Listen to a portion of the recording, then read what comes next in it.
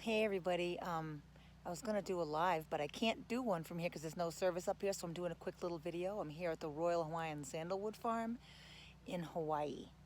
This is, it's been an amazing day, truly an amazing day. I'm gonna turn this around just so I can give you a little bit of it, but it you have to just be here. We planted sandalwood trees today.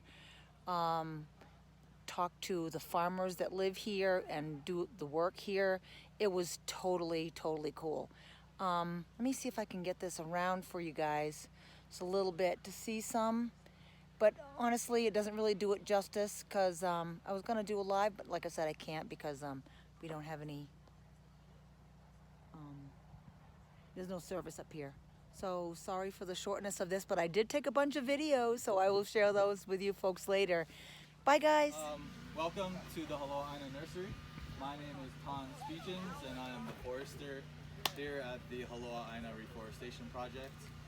And that's what we are. We're a reforestation project, not a farm. So we like to emphasize that for anyone that comes to visit us.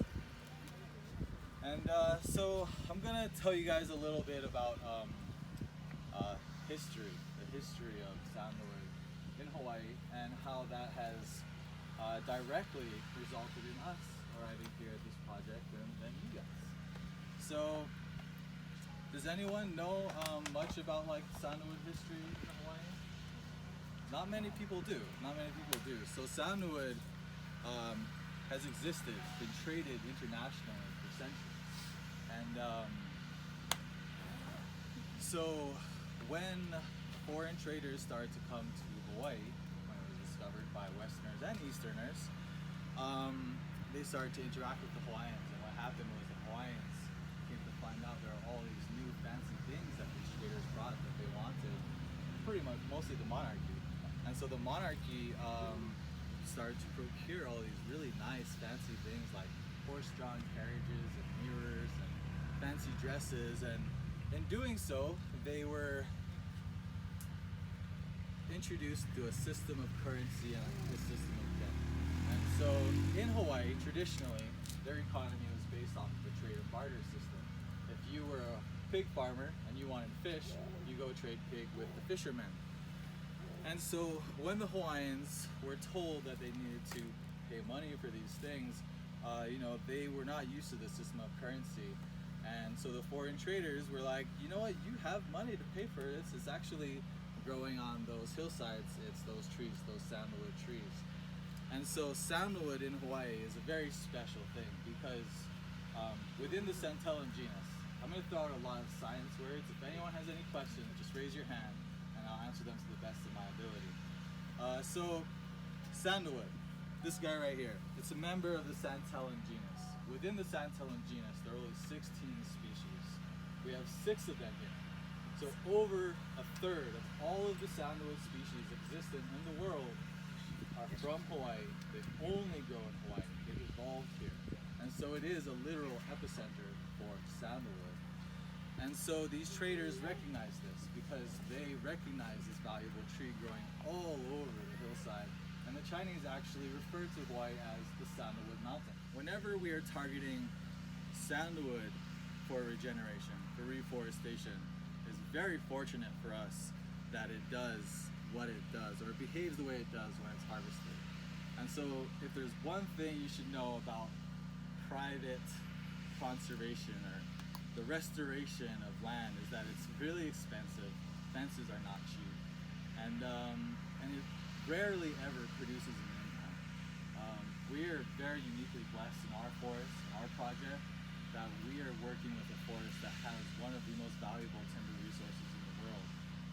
We're uniquely blessed that the forest we manage has sandalwood in it because it allows us a mechanism to fund this land management, where otherwise we would have to rely on either private funds or public funds like grants, which are not very reliable if you're trying to do a long-term management strategy, because we're not doing 5 years at a time, we're doing 10, 20 years at a time. Those are the intervals for land management criteria. And so we started harvesting the dead and the dying sandalwood in order to pay for the management activities. And so what we came to find out when we started harvesting the sandalwood was that it is really, really good at regenerating from root suckers. And so initially, when we were harvesting, we would only take the trunk because we thought the root ball is really important. We want to leave that in the forest because that's going to be the source of regeneration coming back.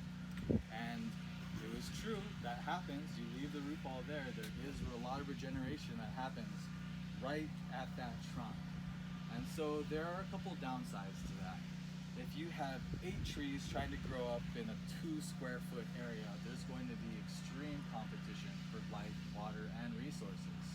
And so what we came to find is that if you remove the root ball during the harvest process, it actually allows more regeneration spread out over a larger area. Because what happens is, when that root ball is there, it tells all of the other root segments in the ground that this is where the new growth is going to happen. This is where all the sprouts will come, and it does that by secreting growth suppressive hormones to the rest of the plant. So what happens is if you remove that ball, that nexus, the source of the growth suppressive hormones, then all of these other fragments left in the ground are no longer suppressed. And so they're like, hey, I think I'm going to be the source of growth. And this root fragment over there is like, hey, I'll be the source of growth too. And so they all behave that way.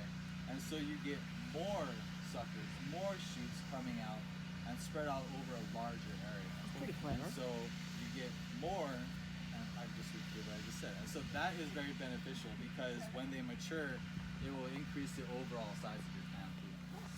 And so you don't get the regeneration. And so that's when we will try to plant sandalwood. And so in order to plant sandalwood, you need to grow it in a nursery first, right? And so sandalwood is very interesting. All of these sandalwoods, all of the members of the Centellum genus, all 16 of them, are what we call root hemiparasites. And so what that means is that they need to parasitize another plant, and they're root hemiparasites, so that parasitism occurs in the root zone. And so it's a hemiparasite. What that means is that they can grow by themselves, but they'll never reach full maturity. They'll never turn into a big, full, solid trunk producing oil unless they have parasitized neighbors, unless they have hosts. And so what that tells us is the growth of a sandalwood relies heavily on the healthy growth of its neighbors. So you need a good supporting secondary plant population. And so in Australia, where they've allocated the most resources into researching the best techniques to grow this, they have found out that the best hosts are nitrogen-fixing trees. So trees from the leguminous trees, members of the Fabaceae family. And so these trees usually have this very distinct leaf structure, bipinnate leaf structure. This would be a mamane, and this a koa. And these are 2 of the most common plants we have in our forest. Very fortunate for us. It seems like our forest is already engineered to grow sandalwood, and so we just have to kind of emulate that system in our nursery setting. And so we have chosen the 2 nitrogen-fixing trees that are present in our forest for trials, trying to figure out which one is the best. And we've actually found that hosting them in the nursery is not the best way.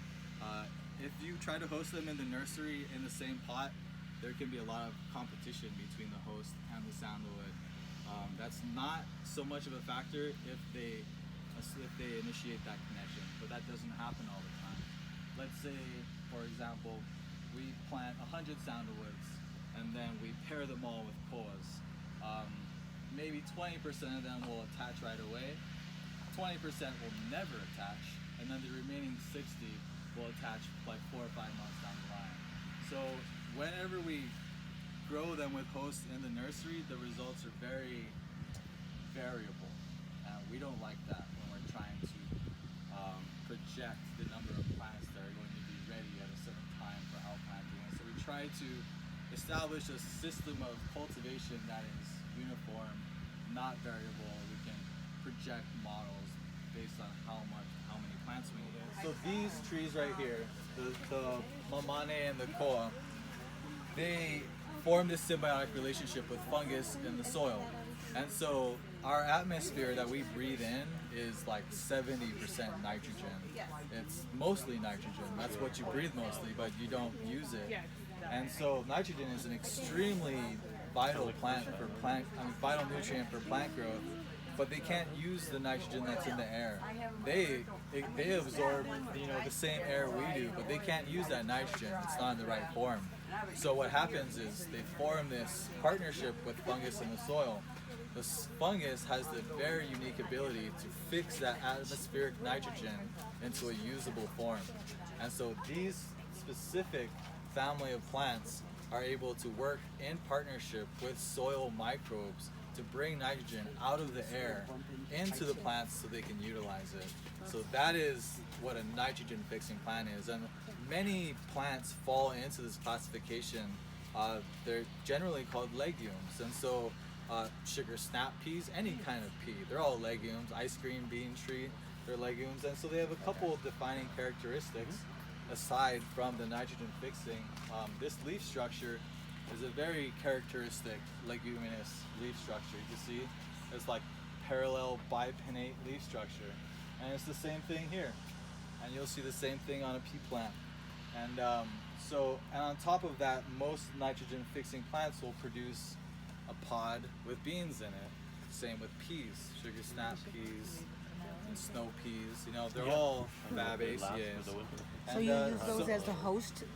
Yes, that's the whole purpose. They work the best as hosts because they have the ability to pull additional nitrogen from the atmosphere. And that's what all these are going to be at some point, a host?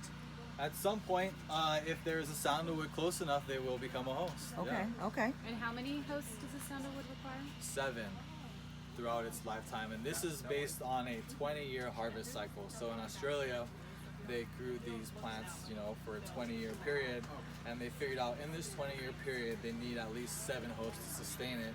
If they don't provide that, then what ends up happening is the parasitic load is too much for the hosts that are there, and they'll end up perishing. And if your post dies, then you ain't getting nothing from it. And so... And if there's too many? I don't necessarily... The only way that there could be too many is if there was direct competition for light. It can pull nutrients and water from the plant, but it can't get light from the plant. Stones, and we have to come along with chainsaws and large steel bars and break open and get those rocks out of there. We call them pearls. So we're getting these pearls out, and then you end up having to split them down the sides, and then we finally chip them. The benefit that we've learned from the root ball, and originally didn't know this. We learned this from some Aborigines in Australia, and they asked, "What did we do with our root balls?" And we told them, "Well, we just cut the trees, like how it was here." And he says, "No, if you remove the root ball out, it is the mother host. So a sandalwood tree needs a host tree. This mother ball, they're calling it, is attached to host trees already. If you rip out that root ball, those existing roots will start copicing new sandalwood trees. So in that center that you're standing, we would get on that one root system maybe 6 sandalwood trees. This might have 10 and so forth all the way around. Now you have all of these sandalwood trees coming back. By removing one root ball, we were getting on a high of 42 new sandalwood trees and as low as 15. So our average is 21, and so we're pretty adamant about getting the root balls out, and it also has the most and best oil. So it's worth the effort. It takes a lot to even rip a root ball out of the lava. It'll take 15 to 20 minutes on a hard side, and we're also learning that the oil content and stuff also changes with the minerals or where it's coming from. Whether it's on lava or whether there is soil with it. This here is an exceptional. This is all flood dirt. Our layer of soil is anywhere from this to this. There is none here. And the forest is what provided all of the compost to begin with. And if you were to come cut the days of the cattle, they would come in and they're going to raise cattle. Well, they would come in and cut the koa trees down. Well, if you cut a koa tree down, you're also killing the existing sandalwood trees that are trying to live. So that is also the reasons why this forest is dead and dying. The cattle come in, one, they eat all the new ones coming up, sheep also, horses, and then the rest of it is just, it's just weather can take them out. So our job is to take the dead and dying away, the heartwood. And on some of these smaller ones, you can see that center dark rings going up the center. That is what we're calling a heartwood. And so when we're harvesting, we're looking for the dead and dying that is because of the fungus or weeds growing up is choking out the root ball, not giving the nutrient up. Or a dead and dying tree has broken branches. Water goes down the top part of it, and so this tree is just dying from both ends. Like your standard bandit chipper products. And so our job from here is to get it ready for distillation. And this is what we call granulate.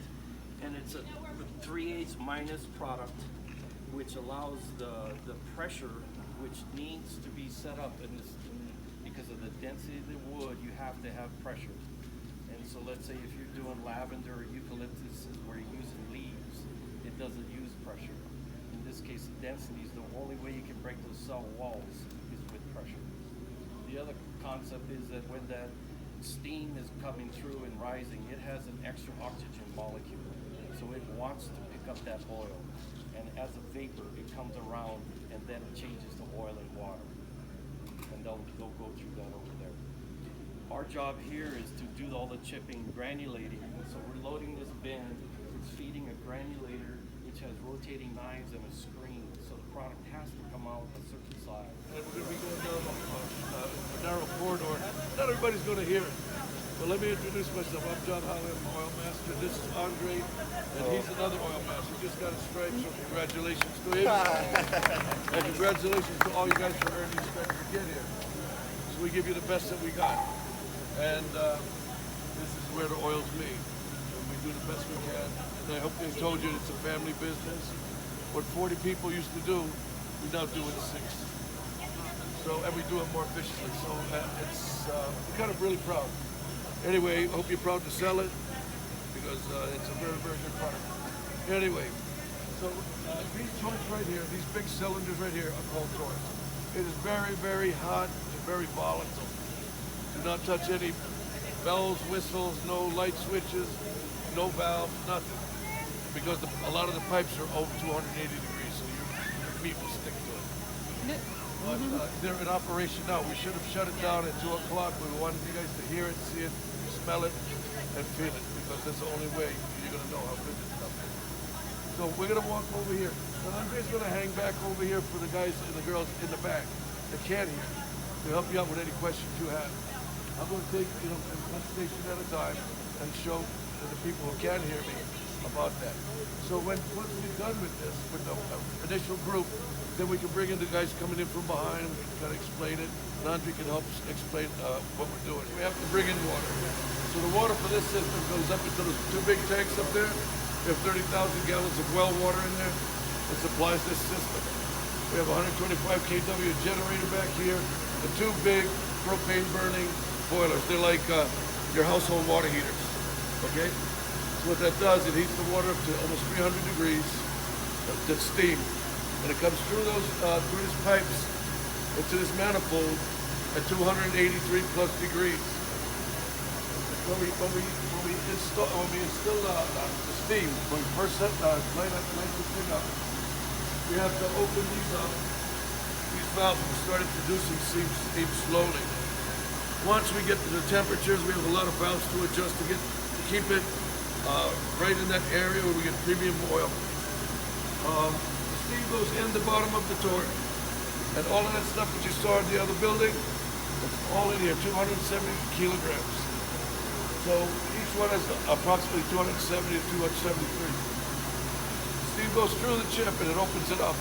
It opens the chip up and when it does, the steam carries the oil out in a vapor, like in the steam. And then it goes out the top and it comes down through this tube right here. This is a condensing unit. It's filled with cold water. So when it goes through here as steam, it turns right back into a liquid. The liquid goes then into the bottom of this.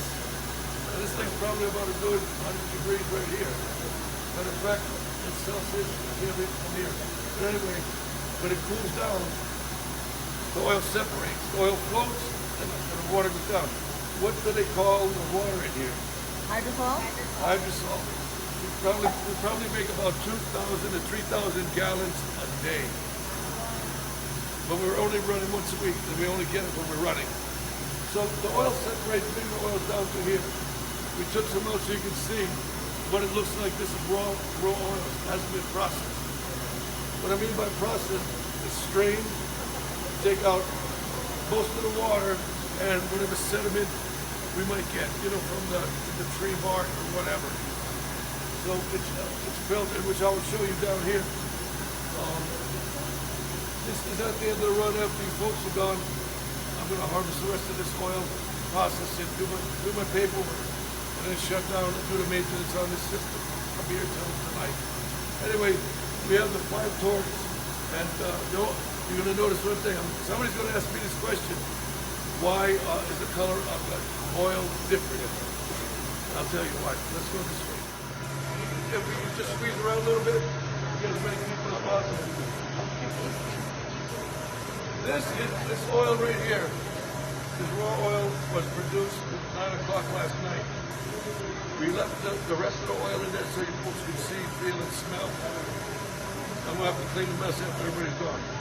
But this is raw oil. This is from the A torque, B torque, C torque, B torque, D torque. So this lines up just the way these torques line up.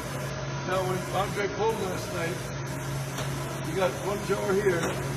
We got a little bit less than half here. From the B torque, we got 1 jar and about half right there. So that's how it works. We do it this way so we know what we're dealing with. Instead of just, we mix it later, but we don't mix it. We have a strict data that we have to, a form that we have to set and go by to hold us on accountability. When I got here, the numbers were always the same with all the sheets, and I was wondering, well, am I that bad I can't get numbers like that? Because the ambient temperature, the way the valves are, the way how much product is in the torque, I would always get different numbers. I would have to always adjust the valve all night long, all day long. When I found out that these guys are just full iron the numbers, that means they could have taken this and went home with one of these every week. We wouldn't have known. So we figured out the formulas to account for every drop of oil. How much evaporation we have. It's become pretty technical. What happens with this now, it's here. When I harvest the rest, what I'm going to do is fill up all the junk, I'm going to do my paperwork. Then I'm going to take it into this room right here. It's the white room, it's a sterile room, and only 4 people are allowed in it. The owner, the oil processor, and the 2 oil masters. And what we do is we put this in what we call a bath. Two tubs in there, about 3 feet by 4 feet, and they have water that's 80 degrees in it, and it stays that hot all night long, all day long. This has to sit in there for 72 hours. When it comes out, that's what it looks like. There's no water molecules in here, even though we strained up.